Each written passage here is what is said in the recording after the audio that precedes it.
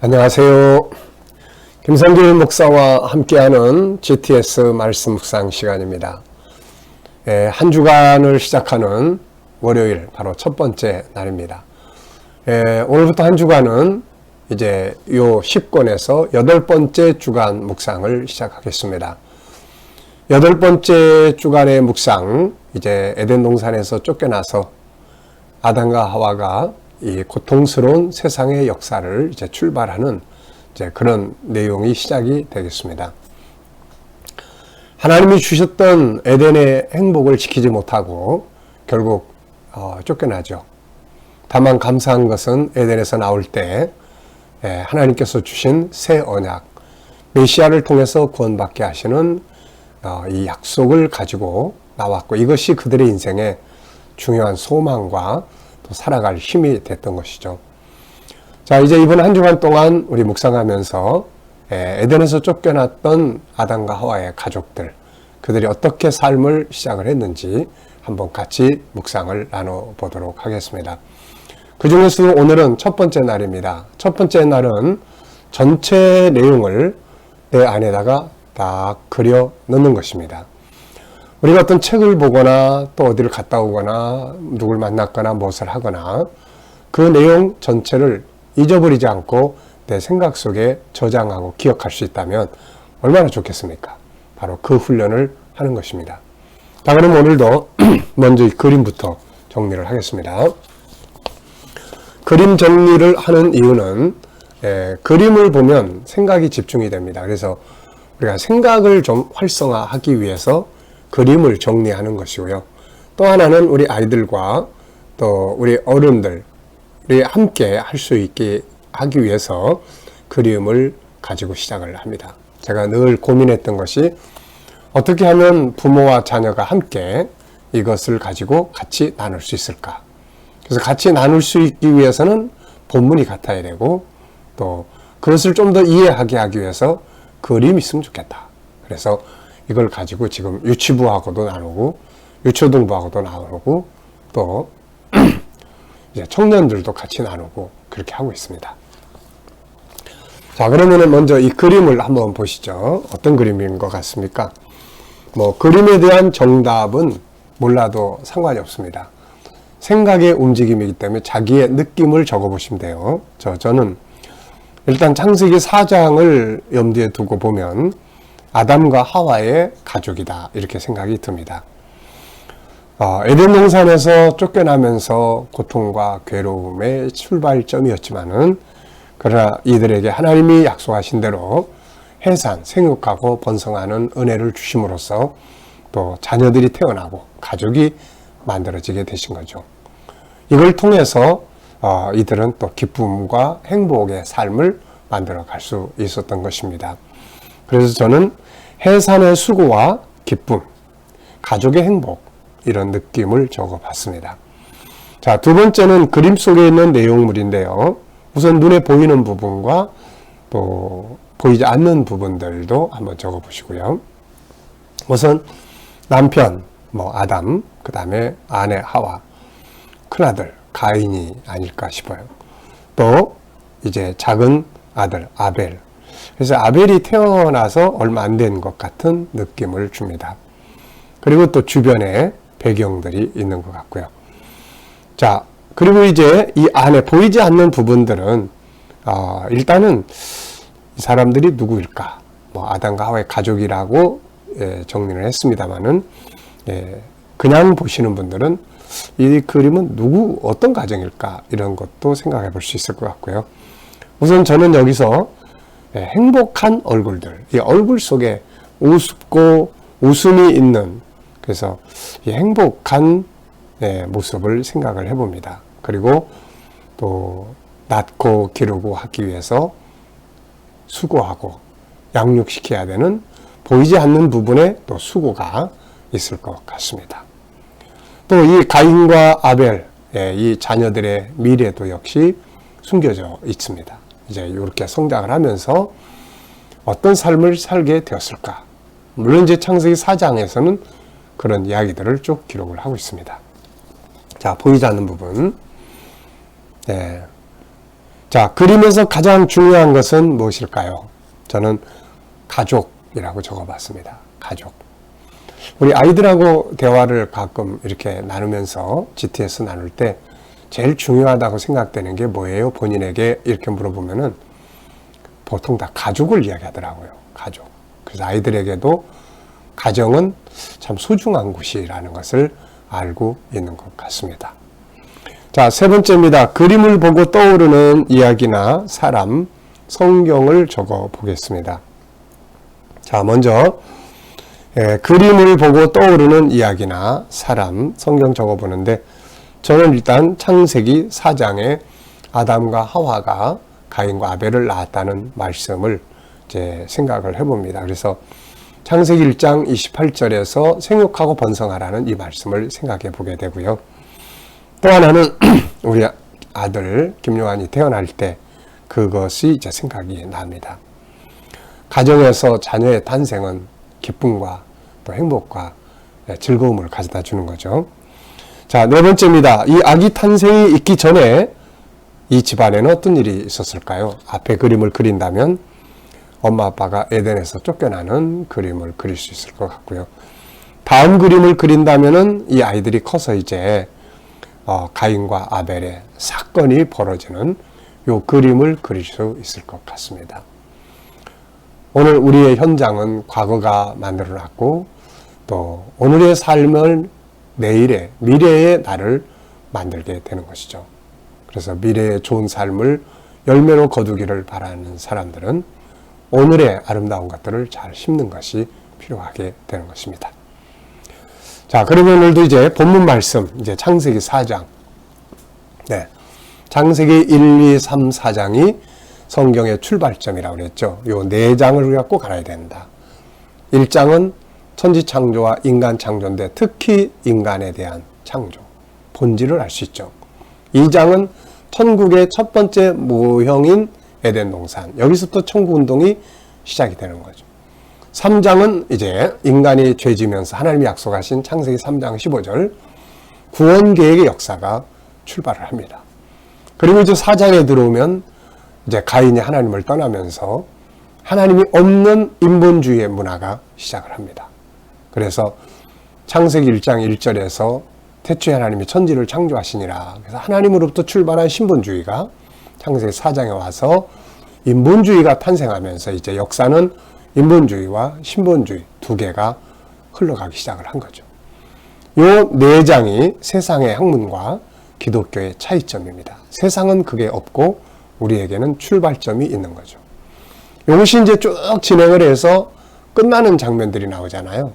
창세기 4장의 인본주의는 계시록 17장, 18장에서 심판받음으로써 끝나게 되고 그 다음에 창세기 3장의 구원계획은 예수님께서 계시록 19장에 재림하시면서 적그리스도를 잡아 지옥불에 던지시고 계시록 20장에서 마귀를 잡아서 지옥불에 던지시면서 끝나게 된다. 그리고 창세기 2장의 에덴에서 출발한 천국운동의 역사는 계시록 21장, 22장 새하늘과 새 땅이 임하면서 완성이 되게 되고 마침내 계시록 창세기 1장의 인간 창조의 목적, 영생의 복이 완성되게 되는 것이죠. 그래서 성경을 이렇게 시작 부분이 있고 진행, 완성되는 부분이 있습니다. 세상은 시작과 끝을 모르는 거예요. 그래서 방황하는 거고 우리는 시작을 명확하게 알고 끝을 명확하게 알기 때문에 소망을 갖고 살아갈 수가 있게 되는 겁니다. 자, 그러면은 이제 인본주의가 탄생하게 되는 창세기 4장 먼저 전반부를 우리가 한번 보도록 하겠습니다. 자, 4장 1절부터 15절까지입니다. 아담이 그의 아내 하와와 동침하매 하와가 임신하여 가인을 낳고 이르되 내가 여호와로 말미암아 득남하였다 하니라. 그가 또 가인의 아우 아벨을 낳았는데 아벨은 양치는 자였고 가인은 농사하는 자였더라. 세월이 지난 후에 가인은 땅의 소산으로 제물을 삼아 여호와께 드렸고 아벨은 자기도 양의 첫 새끼와 그 기름으로 드렸더니 여호와께서 아벨과 그 제물은 받으셨으나 가인과 그의 제물은 받지 아니하신지라. 가인이 몹시 분하여 안색이 변하니 여호와께서 가인에게 이르시되 네가 분하여하면 어찌 됨이며 안색이 변함은 어찌 됨이냐. 네가 선을 행하면 어찌 낫을 들지 못하겠느냐. 선을 행하지 아니하면 죄가 문에 엎드러 있느니라. 죄가 너를 원하나 너는 죄를 다스릴지니라. 가인이 그의 아우 아벨에게 말하고 그들이 들에 있을 때 가인이 그의 아우 아벨을 쳐 죽이니라. 여호와께서 가인에게 이르시되 네 아우 아벨이 어디 있느냐? 그가 이르되 내가 알지 못하나이다. 내가 내 아우를 지키는 자니까. 이르시되 네가 무엇을 하였느냐? 내 아우의 핏소리가 땅에서부터 내게 호소하느니라. 땅이 그 입을 벌려 내 손에서부터 내 아우의 피를 받았은즉 네가 땅에서 저주를 받으리니 네가 밭을 갈아도 땅이 다시는 그 효력을 내게 주지 아니할 것이요 너는 가서 너는 땅에서 피하며 유리하는 자가 되리라. 가인이 여호와께 아뢰되 내 재벌이 지기가 너무 무거우니이다. 주께서 오늘 이 지면에서 나를 쫓아내시온즉 내가 주의 낯을 배웁지 못하리니 내가 땅에서 피하며 유리하는 자가 될지라. 물은 나를 만나는 자마다 나를 죽이겠나이다. 여호와께서 그에게 이르시되 그렇지 아니하다. 가인을 죽이는 자는 벌을 7배나 받으리라 하시고 가인에게 표를 주사 그를 만나는 모든 사람에게서 죽임을 면하게 하시니라. 아멘. 자, 첫째 날은 전체를 내 안에 그려놓는 것입니다. 오늘 요 가인과 아벨의 이야기 내 안에 다 그려 담는 것이죠. 자, 그렇게 하기 위한 내용들을 여기 적어놨으니까 요거를 진행을 쭉 진행하시면서 하나씩 하시면 안에 자동적으로 내 안에 다 본문의 내용이 들어오게 되는 것입니다. 자, 먼저 어제와 오늘 감사한 일들 적어보시기 바랍니다. 자, 첫 번째 질문입니다. 본문을 읽고 느껴지는 것, 그림을 보고 느껴지는 것처럼 본문을 읽어보면 어떤 느낌들이 부딪히는 말씀들이 있죠. 저는 세 가지를 적었습니다. 첫째는 아벨의 제사와 가인의 제사. 그 다음에 두 번째는 가인의 어리석은 행동과 결과. 하나님이 가인의 제사를 받지 않으셨는데 가인은 그것 때문에 성질내고 자기가 잘못해놓고 그걸 반성하지 못하고 오히려 화를 내고 상대방을 죽이는 이런 어리석은 행동들을 하게 되죠. 그 결과는 이제 자기 자신에게 결국 저주가 오는 겁니다. 세 번째는 하나님이 가인에게 주신 은혜의 표. 하나님은 가인에게 형벌을 내리셨지만 그러면서도 그 속에 사람들이 그를 죽이지 못하도록 표를 주셨는데 이게 바로 하나님의 긍휼하심이죠. 자, 구조를 정해보겠습니다. 저는 2, 5, 3, 5 이렇게 정해봤어요. 2, 5, 3, 5. 2는 가인과 아벨이 태어났다는 것. 그 다음에 5는 가인과 아벨의 제사. 그 다음에 3은 가인이 아벨에 대해서 한 행동. 그리고 마지막 5는 가인에게 주어진 형벌과 긍휼. 이렇게 하면 벌써 쫙 들어오죠. 내 안에. 자, 본문 첫 번째 구절의 내용과 끝구절의 내용입니다. 무엇이든지 처음 시작하는 내용하고 끝에 끝나는 내용을 기억을 하면 가운데 것들을 기억하기가 상당히 좋습니다. 자, 첫 번째 구절은 아담이 하와와 동침하게 함으로써 가인과 아벨이 태어났다. 두 번째 끝나는 구절은 하나님이 가인에게 표를 주셔서 죽음을 면하게 하셨다 하는 내용이죠. 우리가 보통 지혜, 총명 이런 말 많이 하잖아요. 지혜와 총명이라는 건 옳고 그른 걸 구별하고 잘 기억해내고 상상 잘하고 이런 것들을 말합니다. 이 훈련을 꾸준히 하면 기억력이 참 좋아져요. 이게 기억력이. 네.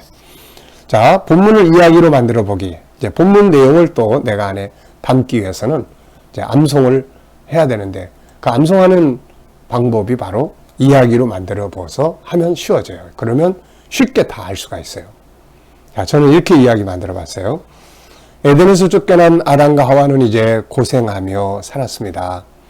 그런데 그 가운데서 가인과 아벨이 태어났죠. 이것은 아담과 하와의 큰 기쁨이었습니다. 그런데 가인은 주로 농산물을 지었고 아벨은 양을 치는 사람이 되었죠. 그리고 가인은 후에 농산물로 하나님께 제사를 드렸고 아벨은 양으로 희생 제사를 드립니다. 그런데 하나님께서 가인의 제사는 받지 않으시고 아벨의 제사는 받으셨어요. 이유가 뭘까요? 바로 가인의 제사는 희생의 제물이 없었기 때문이죠. 이때 가인은 분노합니다. 그리고 하나님의 만류에도 불구하고 동생 아벨을 죽이죠. 그리고 하나님 앞에 결국 저주를 받게 됩니다. 가인은 자신이 이제 저주를 받아서 유리방황해야 된다는 걸 알게 되었고 하나님 앞에 형벌이 너무 과하다고 말을 하죠. 하나님은 가인에게 표를 주십니다. 그래서 그를 만나는 사람들에게 죽임을 당하지 않도록 은혜를 베풀어 주셨습니다. 자, 이렇게 이야기를 만들어 보죠. 그러면 아주 더 간단하게 만들 수도 있어요. 그러니까 어떤 이야기든 간에 이야기로 만들어 보는 게 아주 중요해요. 아이들하고 대화 나눌 때도 하루 동안 있었던 것들을 이야기로 나눠보거나 공부한 내용들을 이야기로 만들어 보면 기억하기가 훨씬 더 좋아지죠. 제목 정하기입니다. 자, 저는 대속의 역사, 가인의 어리석은 행동과 결과, 또 대속의 믿음, 이렇게 제목을 정해봤습니다. 자, 본문 전체에서 질문 2개 만들어 보기입니다. 자, 먼저 저는 첫 번째 질문은 하나님은 왜 가인의 제사를 연락하지 않으시고 아벨의 제사는 받으셨을까요? 자, 왜 그러셨을까요? 우리는 아담과 하와가 에덴에서 나올 때 하나님이 주셨던 약속을 기억을 해야 돼요. 바로 메시아가 올 거고 그 다음에 3장 21절에 대속에 오면 대신 죽는다. 그래서 하나님께 나아가는 방법은 대속이에요. 그래서 가인은 희생, 대속의 제물이었고 아무리 멋지게 예배를 드려도 오늘날에도 대속의 제물이신 예수 그리스도가 빠져버리면 그 예배는 하나님께 연락될 수가 없는 것이죠. 그래서 아벨은 양을 잡는 창세기 3장 21절을 이어가는 제사를 드린 거죠. 그래서 하나님의 약속대로 드려진 제사이기 때문에 하나님 받으신 겁니다. 자, 두 번째는 가인은 왜 회개하지 않고 동생을 죽였을까요? 참 이것도 안타까운 거예요. 가인은 이런 상황에서 자기가 드린 제사를 왜 안 받으셨는지를 분석하고 아버지 아담에게도 이야기를 나누고 아벨하고도 이야기를 나눠보고 이렇게 해서 분석을 해서 회개하고 바른 제사를 드릴 수 있도록 해야죠. 그런데 자기 제사 안 받는다고 성질을 내가지고 동생 죽이는 이건 아주 어리석은 행동입니다. 오늘 깨달은 중요한 의미나 단어는 뭘까요? 자, 오늘 저는 예수 그리스도 안에서 대속에 이게 있어야 돼요. 하나님께 기도하거나 하나님께 나아갈 때나 뭘 하거나 바로 대속이라고 하는 이게 필요한 것입니다. 자, 대속의 믿음으로 오늘도 우리가 살아야 한다. 특히 하나님의 약속의 말씀, 메시아의 약속. 그래서 우리도 하나님의 약속대로, 언약대로 믿음을 생활하는 것이 아주 중요합니다. 자, 오늘 하루도 가인과 아벨의 제사를 통해서 우리에게 주신 말씀, 은혜가 뭔지 한번 기억해 보시고 오늘도 힘든 세상이지만 믿음으로 승리하시는 복된 하루가 되시기 바랍니다. 기도하고 마치겠습니다. 주님 감사합니다. 이제 창세기 4장을 묵상합니다. 주신 말씀들 잘 기억하고 오늘도 승리하게 하여 주시옵소서. 주님 오늘도 또 우리와 우리 자녀들 기억력, 상상력, 집중력, 분석력이 뛰어나게 하시고 이야기를 잘 만드는 스토리텔링, 문장력이 뛰어나게 하여 주옵소서. 오늘도 우리 자녀들과 친척들, 이웃들 중에 믿지 않는 자들 다 주께 돌아와 구원받게 하여 주시고 우리 자녀들과 우리 성도들 오늘도 살아가는 현장마다 은혜의 날개 아래 지켜주셔서 코로나로부터 안전하게 하여 주시고 오늘도 백신 맞는 주의 백성들을 보호하시고 마가복음 16장 18처럼 무슨 독을 마실지라도 해하지 아니하리라 하셨사니 안전하게 보호하여 주시고 저희들이 믿음으로 일하는 직장과 사업장마다 오늘도 크게 형통하고 발전하게 하여 주옵소서. 새로운 일터를 구하는 자들에게 좋은 일터들이 예비되게 하시고 치료받는 성도들에게는 좋은 하나님 모든 질병에서 자유하게 하여 주시옵소서. 주님 오늘도 이 나라와 민족 붙들어 주시고 이 땅에서 코로나가 속히 소멸되게 하여 주시며 거룩한 땅 선교의 땅 되게 하여 주시고 또 하나님 이 나라의 지도자들은 지혜와 총명을 가지고 나라를 바른 길로 이끌어가게 하여 주옵소서. 오늘도 세계 곳곳에 있는 선교사님들과 저들의 사역 가운데 함께하여 주시고 또 주님, 저희들이 환난과 핍박을 당하는 교회와 성도들을 오늘도 지키시고 승리하게 하여 주옵소서. 감사하며 예수님의 이름으로 기도하옵나이다. 아멘.